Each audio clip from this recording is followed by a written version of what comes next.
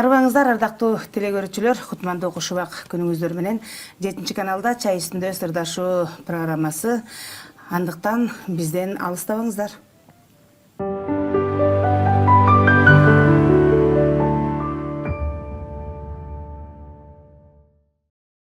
Ардактуу телегөрүүчүлөр, бүгүнкү бизден кадырлуу коногубуз ким десеңиздер, көрүнүктүү педагог, окумуштуу, белгилүү адабиятчы, аалым, Кыргыз Республикасынын эл жазуучусу, ардактуу филология илимдеринин доктору, профессор, канча деген окуу китептеринин автору. Ошондой эле Кыргызстандын 7 жогорку окуу жайдын ардактуу профессору Советбек Байгазиев агайыбыз бизден конокто. Саламатсызбы агай? Саламатсыз. Кош келипсиз. Рахмат. Алгач ирет кыргыз элибиз менен амандашып саламдашып алыңыз. Амансыздарбы, урматтуу эл журт. Асманыбыз дайыма ачык болсун, жергебизде тынчтык болсун, элибизде молчулук, токчулук болсун. Сиздин ушул адам катары жана адабиятчы катары ошол калыптанып калууңузга сиздин жериңизден, туулуп өскөн жериңизден таасири тийдиби? Албетте. Акындар ырдап жүрбөйбү? Күркүрөбөк ат чоң дайра ар булактан куралып, азамат эрдин тамыры айылдан чыгат чубалып деп. Мунун сыңарындай мен ошол Жумгалдын кулуну болом. Мындай карап көрсөк, Жумгал району түштүк жагынан Ак Талаа менен, чыгыш жагынан Кочкор менен чектешет. Күнбатыш жагынан Кетмен төбө менен, түндүк жагынан Суу Самыры менен чектешет да. Мындай башка цивилизациялардын, башка бир калктардын таасирине чалдыкпаган, тоолор менен курчалган Ала тоонун чок ортосунда жайгашкан аймакта. Анан ушул жерде кыргыздын тили, кыргыздын руху, кыргыздын каада салттары нукура өскөбөтесинде сакталган да. Менин балалыгым ошол 50-жылдарда өттү да, Жумгалда. Ошол мезгилди эске алып атам да. Анан ошол адабияттын дагы, башка театр актерунун, ушул өнөрдүн дагы баш аты тил да. Мына кыргыз тили нукура илгерки кебетесинде сакталган. Жумгалдын тили абдан бай, адабий тил. Мына ошон үчүн ушул жерден атактуу акындар, артисттер, өнөр адамдар көп чыккан да. Мисалы үчүн айтышы ырчы жеңбеген, айтыке чыккан Жумгалдан деген сөз бар. Калык ырдап турганда кара жамгыр төккөндөй деп. Калык атабыз чыккан жер.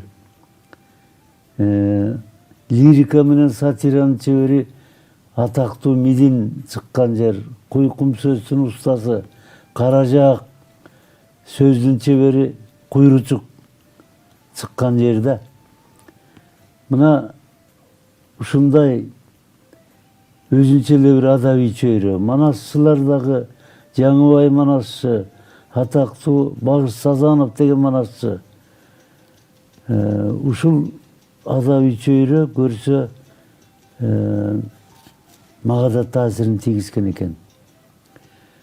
Биринчиден ошол менин тилим ушул Жумгалда калыптанды бала кезде. Анын үстүнө мен ошол Капчыгайдын оозундагы Ортоканды деген айылда өстүм. Ошо 50-жылдарда моореки 19-кылымдын 70-80, 90-жылдарда туулган адамдар ошондо 60, 70, 80 жашта экен. Байкасам. ошол байыркы көчмөн карыяларды көрүп калдым, алардын сөздөрүн угуп калдым, санжыра кептерин тыңшадым. Ошон үчүн ошо сүйлөп мен азыр жазып атканда ошол байыркы көчмөн чалдардын, кемпирлердин, байбичелердин тили менин калем учума келип турат да. Өзүңүз айткандай ошол сиздин балалык чагыңыз ушул 40-чы жылдардын аягы, 50-чи жылдардын башына туш келиптир да. Мындайча айтканда согуштун бүткөндөн кийинки мезгилине туш келген экен, агай. Анан ошол бүлүнгөндү чарбаны калыбына келтирүү мезгили деп ошол мезгилдеги айылыңызды азыр көз алдыңызга элестете аласызбы? Албетте, баардыгы эле көз алдымда турат. Эми ал кезде мына эгин кол менен орулчу. Эгин бышканда эл жапа-тырмак талаага чыгып, кол менен, орок менен ороборчу. Ал орулган эгиндерди чийне менен, арабы менен тартып кырманга алып келчү. Анан кырманда анда комбайн жок, мала тилке келе таш мала менен бастырчу эгинди. Анан жайлоого көчкөндө өзүнчө бир салтанат эле. Эл ошо өгүз менен, төө менен, ат менен көччү да. Анда капчыгайларда азыркыдай жол жок. Асканын үстү менен өткөн, суу жээк деген жалгыз аяк жолдор эле. Анан эми ошо кезде мындай көз алдымда турат, жепирейген жалпак кепелер, акталбаган үйлөр эле, үстү көбүнчө чырпык менен жабылган. Пол жок, мындай жер эле да. Анан баягы чатыр жок болгондуктан, баягы жалпак, үстү жалпак болгондуктан баягы чырпык менен жаап туруп улай төгүп койгон үстүнө. Анан ошо мен бала кезде жамгыр аябай көп жаайт эле. Кээде күнү түнү жаап туруп алчу. Ошондо үйлөрдүн баардык жеринен тамчы таанып турчу.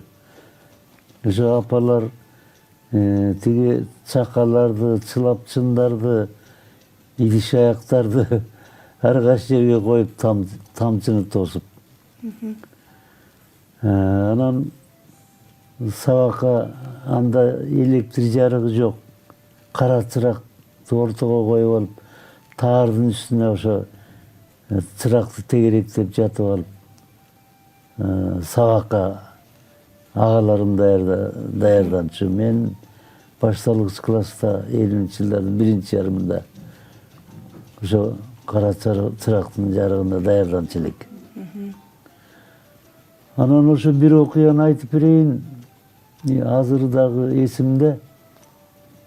Ал кезде медициналык тейлөө деле жок айылда. Райондун борборунда оорукана бар. Менин апам толготуп калды. Анан кийин 1-2 аял жардамдашып, үйдүн ичинде баканды кармап алып, апам ушундай кыйналып, төрөй албай, ушундай бакырып атат. Бир маалда эле аялдар айтып калды, мен жүктүн бурчунда ыйлап турам. Кетип баратат, эси болуп баратат, деди. Аңгыча эле эшикте турган эркектер мылтык аткыла деп калды. Анан Шаршен деген бир жаш жигит мылтык менен кирип келип эле апамдын кулагына такап туруп мылтыкты атыйлы. Үй ичи дүңгүрөп эле жатып калды. Апам селт этип ойгонуп, ошо мылтыктын үнүнөн эсине келе түштү да. Анан эшикке алып чыгышты. Дале төрөй албай атат. Анан чоң үйгө алып баралы деп, аялдар, эркектер апамды ошол алып кетишти атамдын агасынын үйүнө. Biz ыйлап kalıp kaldık. Anan oşa yaktan töröptür. Anan oşonday ayaldar oşol bakan karmap törөгөнүн oşol menin apamdын misalında көрүp kaldım da. Ошол мезгилдеги ошол татаал турмушта жашаса дагы ошол мезгилдеги дилгир инсандар көп чыккан агай. Анан ошол Бирок ынтымактуу эле эл. ынтымактуу бири бирине боорукер Бир согум сойсо айлапанын баарын чакырып ооз тийгизиши. Ошо согумдун этин ошо жалпактандын үстүнө таштап койчу кышында. Азыркы мезгилдегидей мындай дарбаза жок ал мезгилде. Дарбаза жок. Анан балалык оюнсуз болбойт да. Ошо кездери оюн балдардын ойногон оюндары да эсимде турат да. Мисалы азыр футбол кандай популярдуу болсо, ал кезде чүкү атышуу. Ошондой эле популярдуу болчу. Анан Кимдин үйүндө канчалык көп чүкө болсо ошол бай болгон, ошол мезгилде. Эми ошол кимдин чүкөсү көп болсо, айрыкча боелгон чүкөлөр тулупка салынып турса, ошол баланы биз бактылуу деп сезчүбүз да. Анан текенин чүкөсү сакка деп аталчу, аркардын чүкөсү сакка деп аталчу. Анан мындан башка чикит деген оюн бар эле. Ушуну да балдар көп ойночу. Анан качма топ. Азыр андай улуттук оюндар жок келсе унуткарып келе жатпайбы? Анан үйдө балдар кыздар топташты көп ойночу. Топташ дагы популярдуу болчу. Бул да аябай таза, сонун оюн да. Анан жайлоодо жүргөндө балдар дүмпүлдөк деген оюн бар эле. Аябай кызыктуу оюн. Азыр да ойносо болот. Ошо дүмпүлдөк ойночубуз. Анан кыштакта түн ичинде айдын жарыгында ак чөлмөк ойноо мода болчу ал кезде. Анан кийин да бир сонун оюн бар эле. Бул ошол айылдын ар кайсы бир жерлеринде чоң бактар болор эле. Ошого аркандан селкинчек салып алып, майрам күндөрү жаштар, чоң балдар, чоң кыздар чогулуп алып, кирели кечке селкинчек депчи да. Алабакан селкинчек. Ошол азыркы дискотека сыяктуу болчу да. Ошол селкинчек менен балдар эс алчу да ошо. Майда балдар да ошол жерде жүрчүбүз. Эми ушул оюндар унутулуп баратат. Мына жалпы эле европалык оюндарды ойноп атабыз биз. Ачындыгында жанагындай жоолук таштамай, топташ, жанагындай дүмпүлдөк, чүкө. Бул улуттук оюндар да. Көчмөн Кыргыздын оюндары. Ушуну биз унутпай азыр деле конкурс өткөрүп жандандырсак болор эле деп ойлойм да. Улуу окумуштуу жазуучу Максим Горькийдин айткан сөзү бар экен. Китеп менен турмушумда эненин ролунда эле чоң роль ойногон депчи. Анысыңардай сиздин дагы ушул бала кезиңизде кандай китептерди окугансыз агай? Ошо 50-нчы жылдары эпостор көп чыккан да. Мисалы Сарин Жибекөй, Жаныш Байыш, Эр табылды, Курманбек, Мендирман, Кедейкан, Кожо Жаш, Олжобай менен Кишимжан китепканаларда толуп турчу. Анан ошонун баарын мен окудум. Атүгүл ошолорго таасирленип, Эр Жаныбек деген ыр менен эпосто жазгам мен. Общая тетрадь деп коет эмеспи? 10 класстан. 10 класста. Ошону ошо чоң дептерди толтуруп, баягы карыялардан уккан санжырлардан улам Эр Жаныбек деп, ошол Курманбек, Эр табылды эпосторунун сөздөрүн, уйкуяктарын туурап, ошондой эпос жазгам да ошо тиги эпостордун таасири менен. Анан кийин мына профессионалдык адабиятка дагы кызыктым.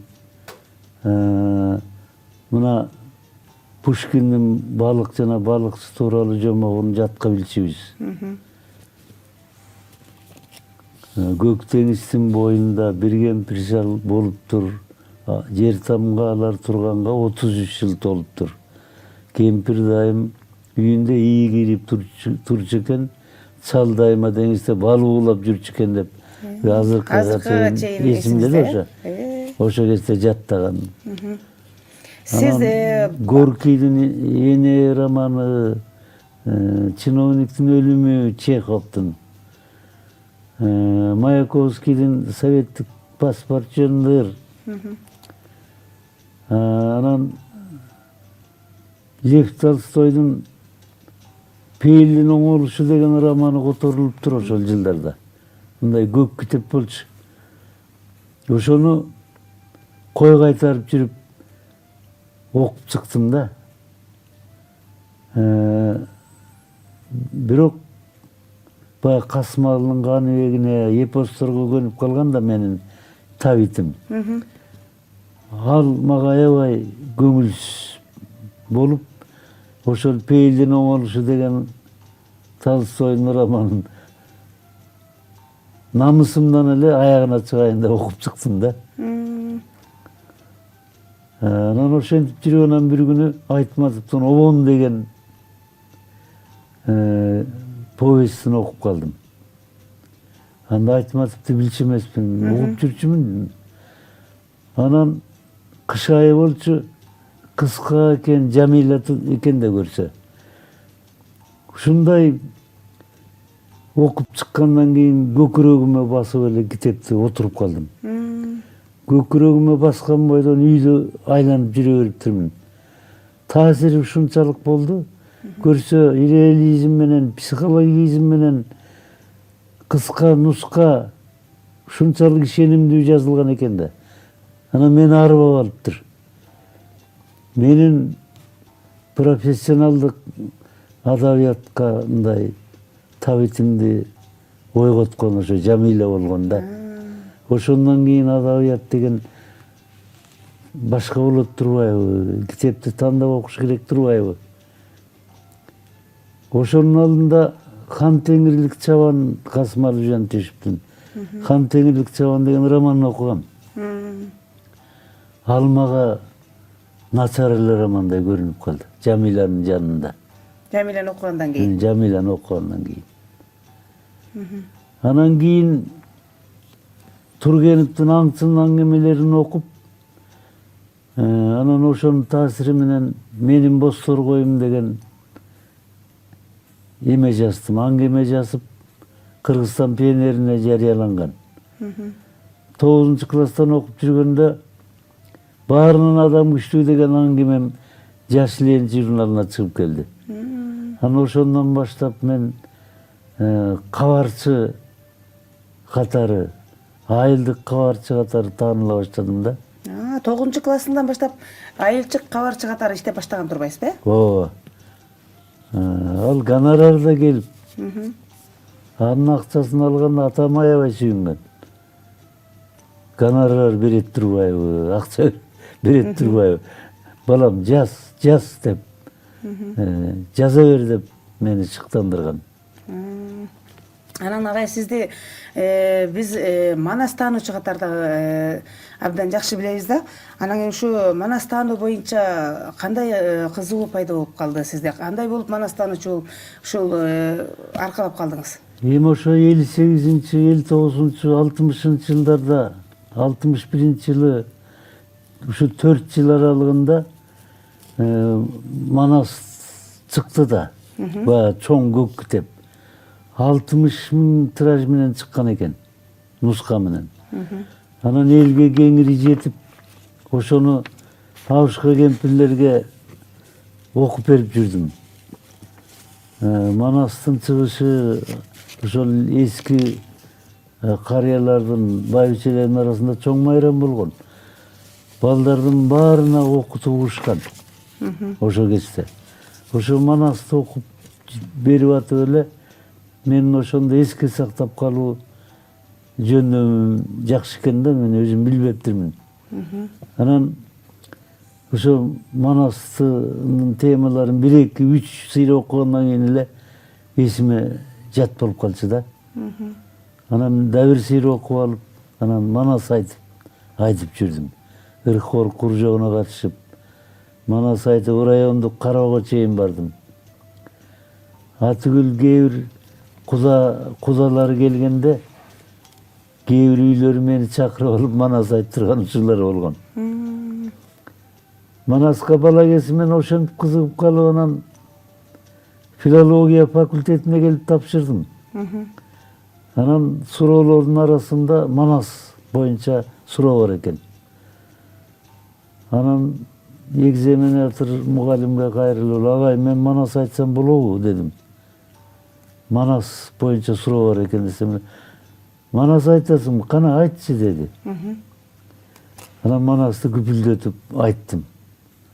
Анан токтотуп туруп эле, сен филфактын нагыз баласы экенсиң.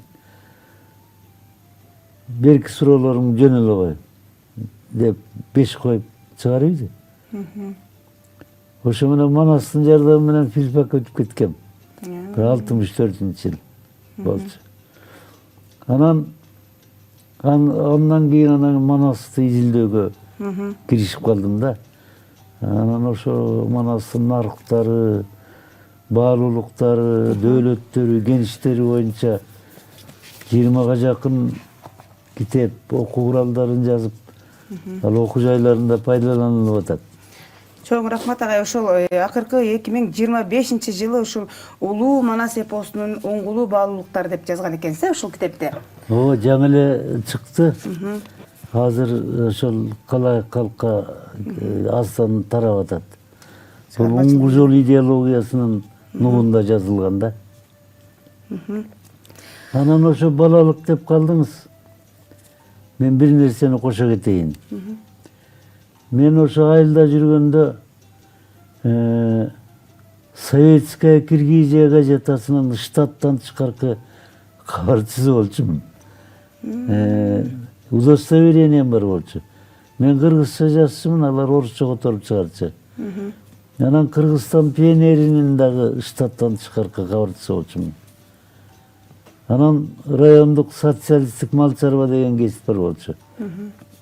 Анын дагы штаттан тышкаркы кабарчысы болчумун.